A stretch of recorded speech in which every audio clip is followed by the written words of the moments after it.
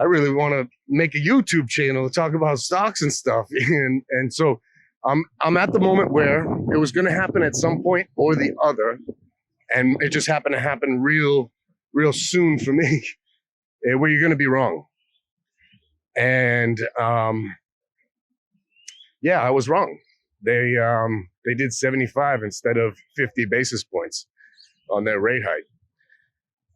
All right, so best thing we can do is let's talk. I started in finance in March of 2000, and I stayed in finance and worked my way up through many different promotions, and I, by the end I was working for a hedge fund company, and we're doing swaps and options, collateral management, fund accounting, things like that.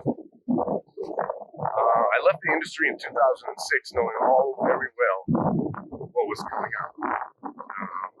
And I called the 2008 crash on the dime. Now, my history as an economics and finance guy is I've been through the bear markets, right? And so I've been on the front lines of the bear market. So I started in March of 2000 at a customer service job. And my job was to talk to the people. And I think it was like March 16th, 2000. And if you go ahead and look at the charts of when the market tanked, it was like that day or the day after market started tanking. And, I was this like 21-year-old kid trying to answer people why they just lost 30%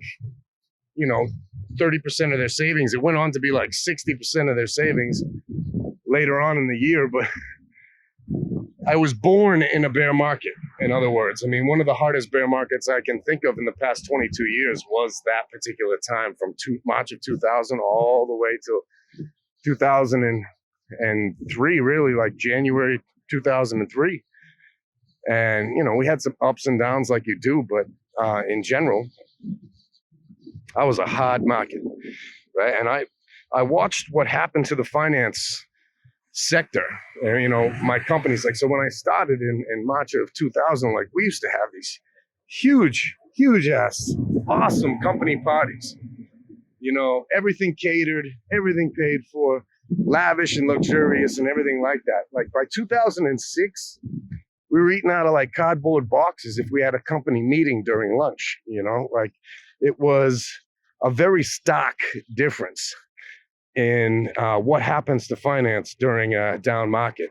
It started getting really hard to get jobs, started noticing a lot of marginalization of the particular bean counting that I was doing. And it became very clear that me pushing cells on an Excel sheet wasn't going to be enough to maintain a career there. Soon a computer was going to be able to do everything I was doing. So I moved on with my life, right? And I always understood a couple things about finance that most people didn't, because I was an insider for so many years. And being an insider, it doesn't necessarily mean you're going to know exactly how to trade better than anyone else, but it definitely helps you to understand the mechanisms of the market, like the way the buttons push and why they push them. So I learned a lot from Alan Greenspan, and a lot about how the Federal Reserve can ruin everything from Alan Greenspan. He really was the one who really screwed up the Fed policies enough to set us on this course. So, by 2004, I knew that 2008's crash was coming. I was a fund accountant, and my hedge fund company was trading collateralized debt obligations. And those were the instruments that ended up tanking that particular market. So when that happened, it took about 2 years after 2008. And then by 2010, we were sitting there and the bull market was on, and quantitative easing was about to be kicking in. 2011 was they started that. Once they kicked in quantitative easing, the bull market ran for 10 years, and you had all of us bears, I guess, just proper economists who understand, monetary policy and what's supposed to happen. You had all of us sitting there, for the past 10 years going, what the fuck? You can't do this. You can't print infinite money. You can't hyperinflate the currency. You can't do these things. This is not sound fiscal policy, and we have a country to run. You don't even understand the people's lives that are affected when inflation comes like that.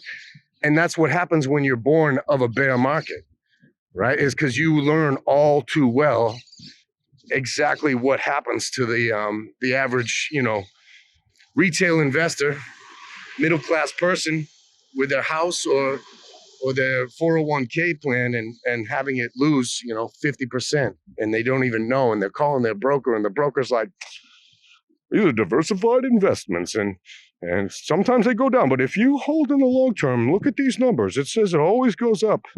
It always goes up until it doesn't. So let's reel it into today's moment here, and the absolute irony that basically for the past 6 or 7 months, I've gotten used to the fact that the Federal Reserve was doing exactly what they said they were going to do, and they said they would continue to do that.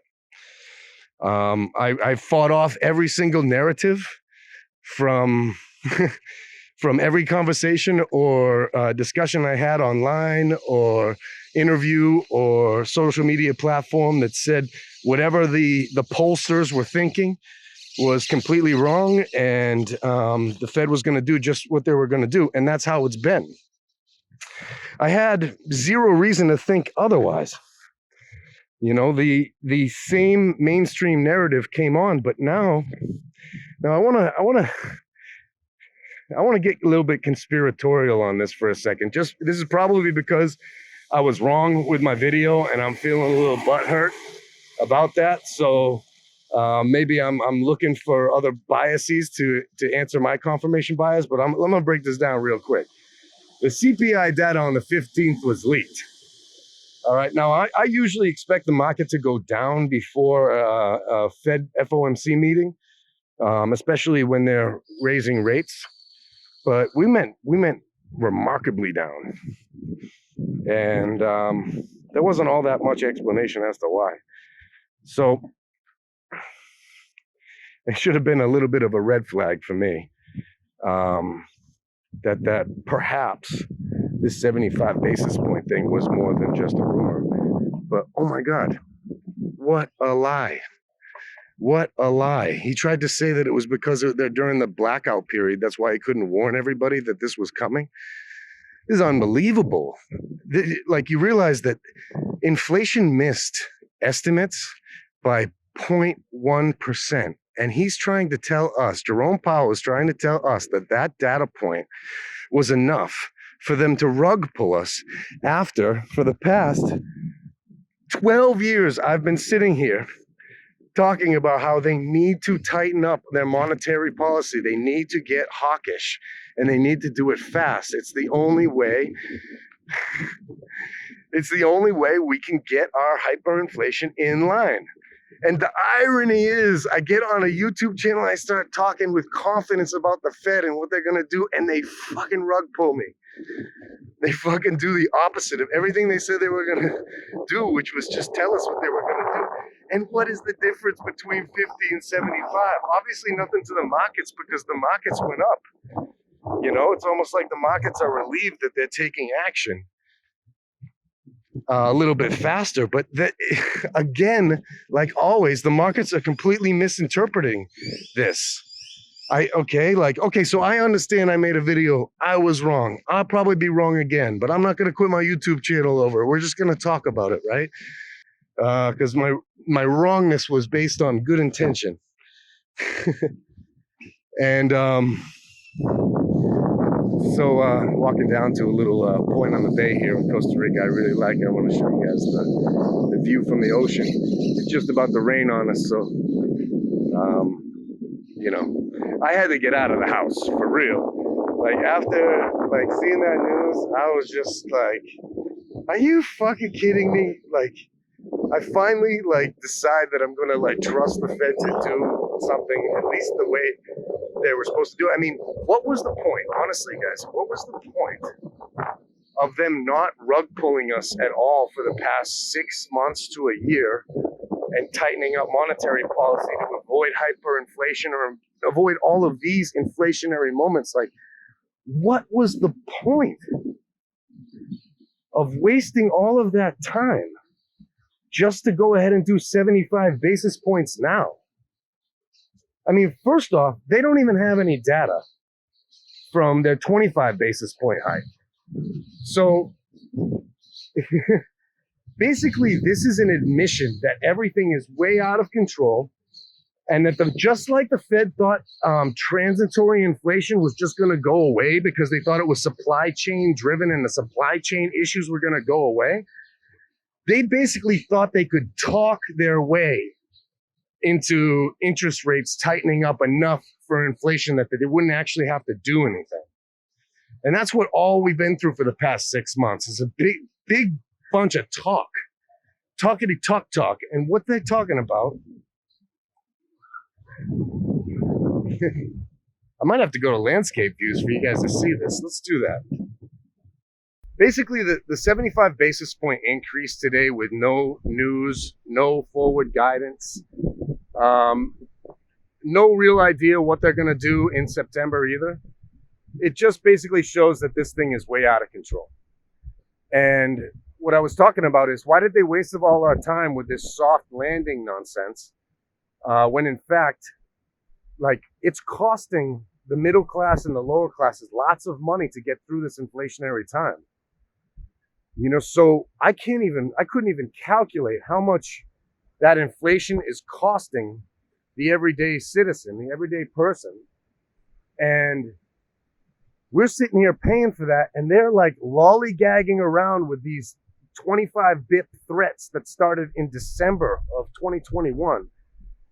And, you know, we've gotten 1.25% in total rate hikes.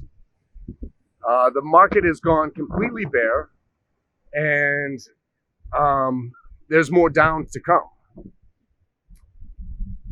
And for all this talk, inflation's still going up. And first off, you already can tell, you know, I made that video the other day that explains that the inflation numbers are a lie. But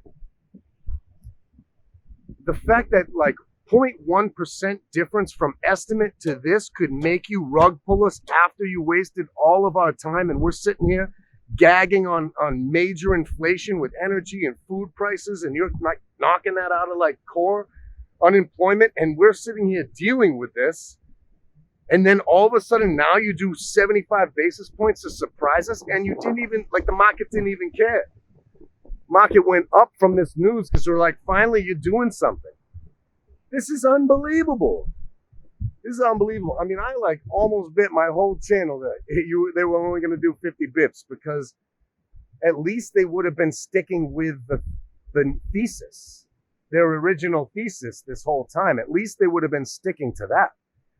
And I go ahead and I make a video, like, believing they're at least going to like not be that stupid to at least change their thing. And now they've been that stupid. So now basically you can understand that the credibility is all gone with the Fed.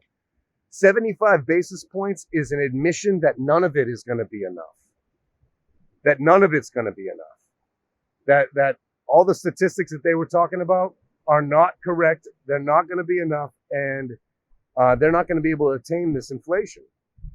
And when they have to, you know, raise those interest rates, they're trying to give themselves some wiggle room in order to keep this thing from absolutely crashing. They want to be able to stimulate at some point in the later. That's why they're raising faster. But all right, the irony of this is I have to deal with the fact that, like, one of my, like, when I had the most conviction in any of my, like, YouTube videos, like, what happens?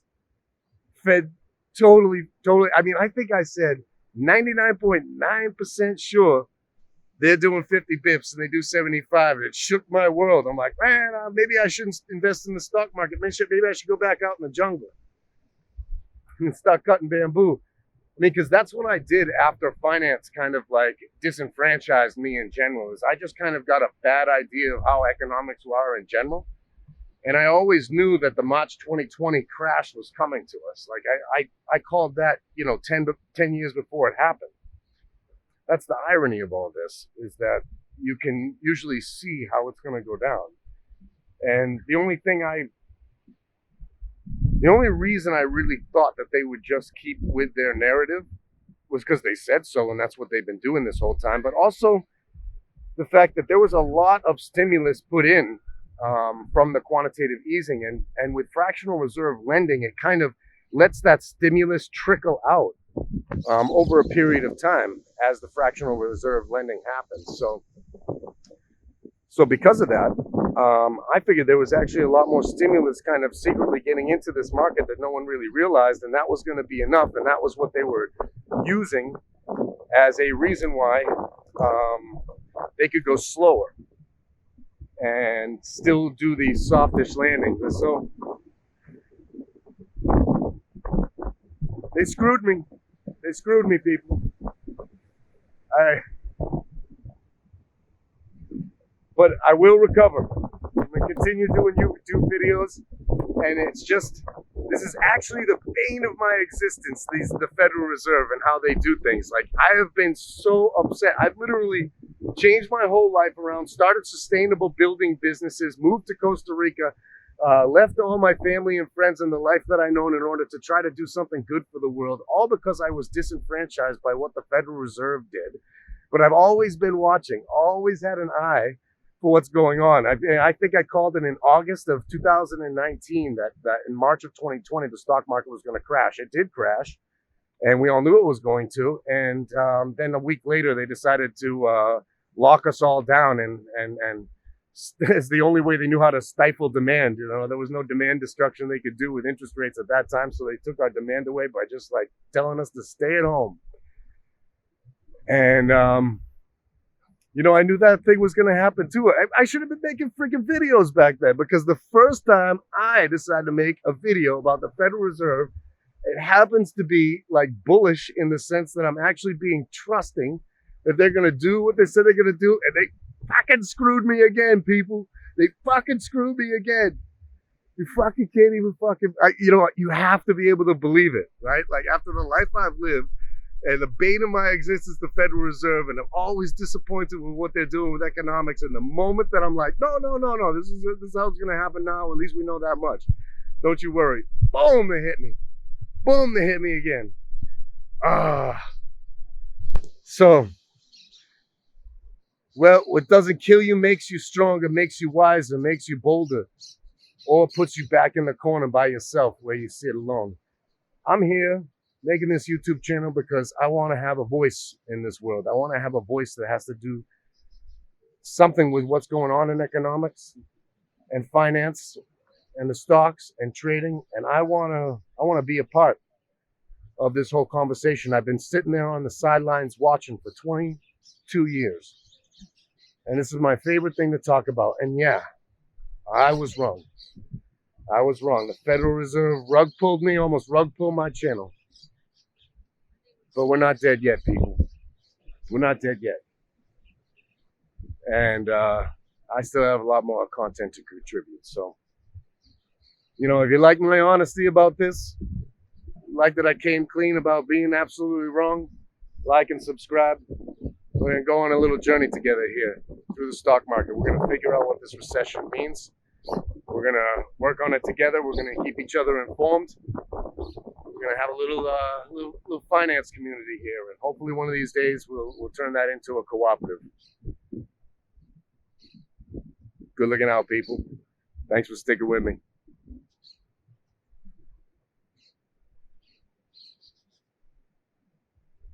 Peace. By the way, people, did you see Jerome Powell with his little wrinkly papers, reading it with his hands shaking the papers, like reading one by one, paragraph for paragraph? Some people are saying that's a show. You know, if it's a show, what would be the point of the show? What would be the reason for that show? Could it be that they, you know, part of their theater is acting like they know what they're doing when they don't, and acting like they don't know what they're doing when they do? It sure would seem like it, with his shaky old papers and everything like that. Reading from it. He never read like that straight from the... Oh, it's unbelievable. Here, check out these waves. You know, so one way or the other, he played into the theater of it all. And we're just sitting here left to react. I mean, talk about a governing body of the entire like global monetary system sitting there shaking, reading some curly ass half stapled papers and explaining that, trying to explain to us exactly why, like, everything he said was going to be that he was not going to surprise the market. And then all of a sudden, he's like, oh, we were in our blackout period. I couldn't tell you guys because I couldn't get service on my phone. And that's the reason he's going to use as to why he wasted all of our time slowly talking about incremental changes and then telling us what he was going to do in June and July and then reversing it. He paper handed the fucking Fed funds rate. Oh, God, the irony of this. It's going to take me a little while to really kind of get my ground. I mean, wait, first off, let's clarify for anyone who's seen the last video where I was so ultimately wrong. I'm going to loosen up on my percentages when I make a prediction. All right. So I'm going to still be bold and I'm going to still work on talking about things that are about to happen rather than everything that just happened, because I think that's more valuable than just reporting on, oh, the SPY is up today or SPY was down today.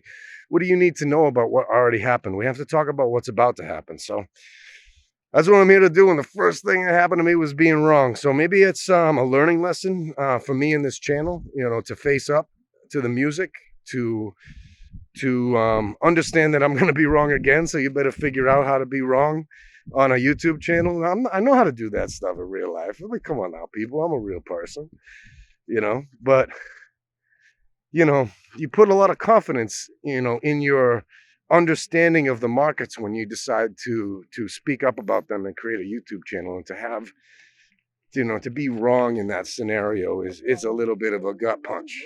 You know, it can be a little bit difficult. But